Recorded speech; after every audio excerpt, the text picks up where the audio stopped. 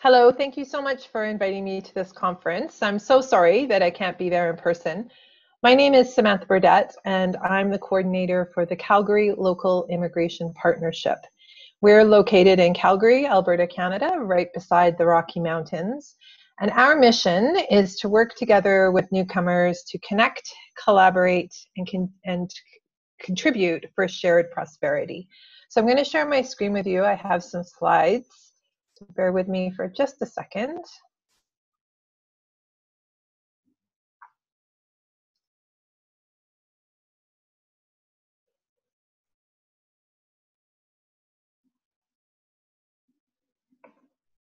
So Canada has a population of 37.6 million people, and immigration is key to growing our economy and maintaining a high standard of living in Canada.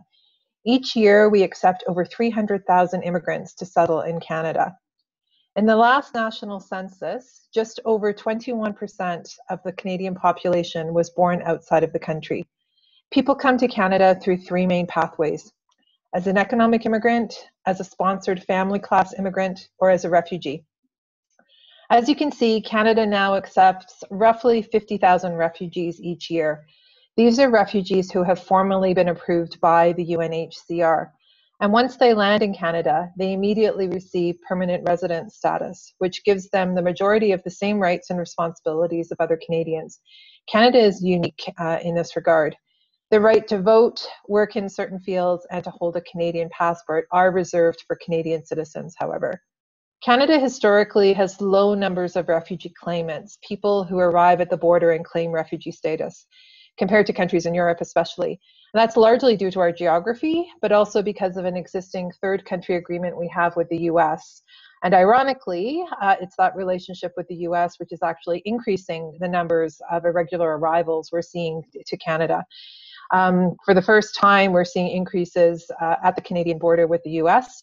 Those numbers have increased largely due to political unrest and instability in the US. In 2019, 16,000 people sought asylum at a Canadian border.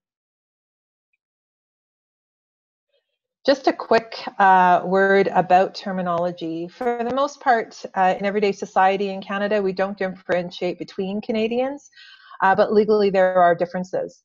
Anyone not born in Canada is an immigrant, so that includes people like me who came to Canada as a child. I've been educated here, I sound Canadian, I am a Canadian citizen, but I was born somewhere else. Newcomers are immigrants who arrived in the last 5 years, and most services for immigrants that are funded by different levels of government, like language classes, are aimed at this group. A permanent resident is someone who has officially immigrated to Canada, but has not yet been granted citizenship. They receive a permanent residency card upon arrival. Most of those are valid for 5 years, and they must maintain residency during that period in order to renew it. A Canadian citizen is someone who is born in Canada or someone who has applied and been granted Canadian citizenship after meeting residency requirements. That's a minimum of 3 years, and writing a formal exam. Express Entry is the online system used by those who want to immigrate to Canada. It's points-based and prioritizes those who are young, well-educated, have worked in occupations needed in Canada, and who can speak English and/or French. Individuals coming through this system make up the majority of immigrants to Canada. So why does Canada have such a big immigration system? We have an aging population. Our fertility rate is very low at 1.6. Our population is aging. For the first time ever in the last census, the number of seniors, people over the age of 65, outnumbered the number of young people under the age of 14. We also have a skills shortage, especially in fields like IT. We need to attract the best and the brightest from around the world to bring their skills, their education, and their global networks to spur innovation and diversity in the Canadian economy, and to contribute to building diverse and vibrant communities that we all want to live in. The need for immigration is not an issue that's debated by the majority in Canada, but we do have political conversations about how many people to bring in and where they should settle. In Calgary, where I live, nearly a third of the population was not born in Canada. Calgary is the fourth most popular destination in Canada for immigrants, with the vast majority of arrivals coming as economic immigrants. A very small number are non-permanent residents, about 27,000, and this number includes international students, temporary workers, and people who are on visitor visas. Calgary has a population of 1.5 million, just to give you a bit of perspective. In terms of countries of origin, where people are coming from, the top three countries are the Philippines, India, and China. The top languages spoken at home, other than English or French, are Tagalog, Punjabi, and Mandarin. The next census is in 2021, next year, and we expect to see Arabic in the top languages spoken at home, and possibly Amharic and Tigrinya. We're seeing a lot of arrivals over the last few years in Calgary from Syria, Nigeria, and countries in East Africa. As you can see, immigrants have much higher levels of post-secondary education than Canadian-born, and the vast majority speak either English or French. This again is tied to the fact that we recruit highly skilled, well-educated immigrants who speak English and French to immigrate to Canada. So what are local immigration partnerships? What is CLIP?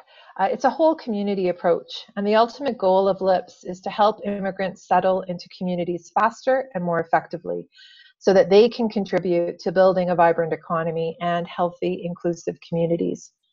Local immigration partnerships began as a pilot between the federal government and the province of Ontario in 2008.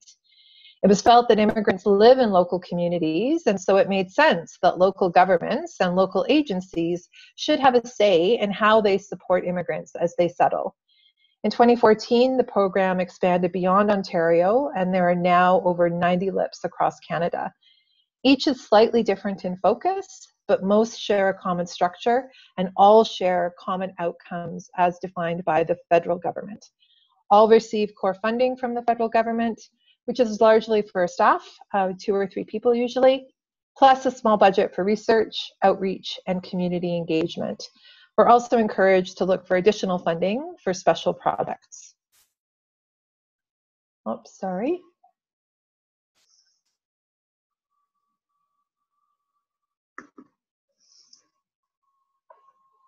The key role of a LIP is to convene community leaders from diverse sectors to oversee the creation of a strategic plan that supports immigrants to settle and integrate. LIPs conduct local research, facilitate community conversations, network and convene stakeholders, and that's to identify systems gaps, what's not working, and if there's something that's not working in the system, how do we come together as a community collaborative to find innovative solutions to filling those gaps, again, at that community level.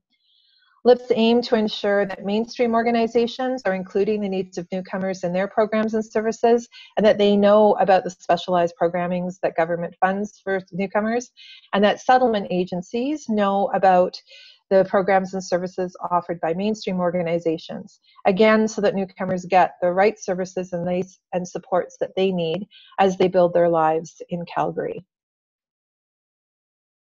So how does CLIP work? CLIP is made up of 120 community partners.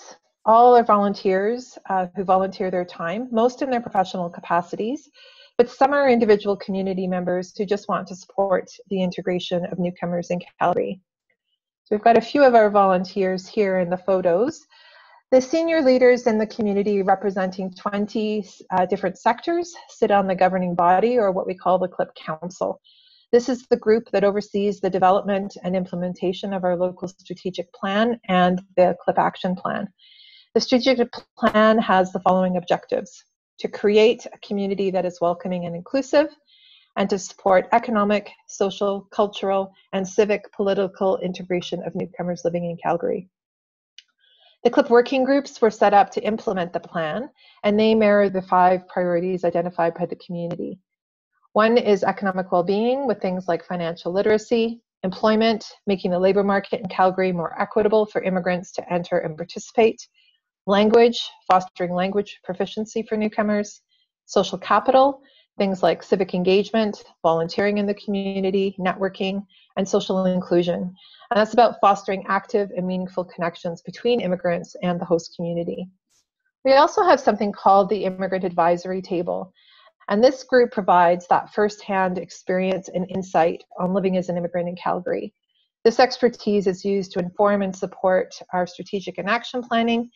And we also have a very small staff group, as I mentioned earlier. There's 2 full-time positions, me as the coordinator. We also have a community liaison position, and we have a half-time research analyst who supports our work with research.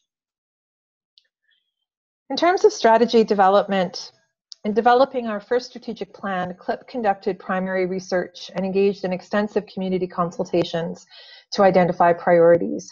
We also referenced the work of other LIPs across Canada to learn what others have done. We surveyed the strategic plans of CLIP Council member organizations, and we sought and acted on the advice and guidance of CLIP Council and Immigrant Advisory Table members.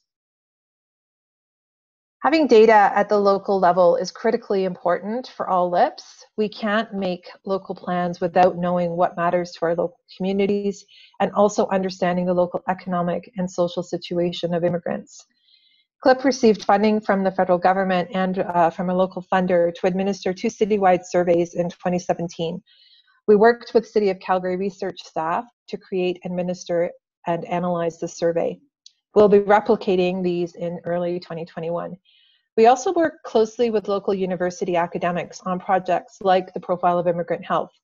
We co-authored a study with a local sociology professor who had some external funding to analyze the data set of a national survey on health. This provided us with local data on immigrant health in Calgary and allowed us to compare immigrant health with Canadian-born.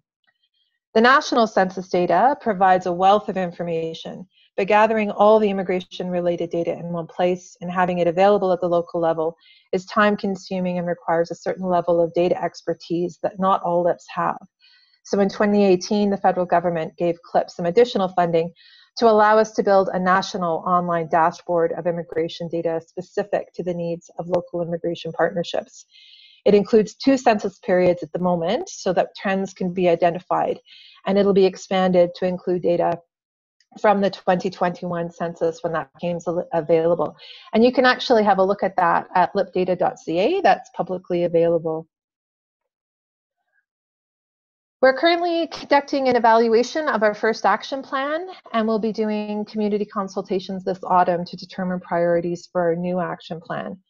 We use a combination of collective impact and results-based accountability as our evaluation framework. We survey CLIP members annually to see how we're doing as a collaborative entity.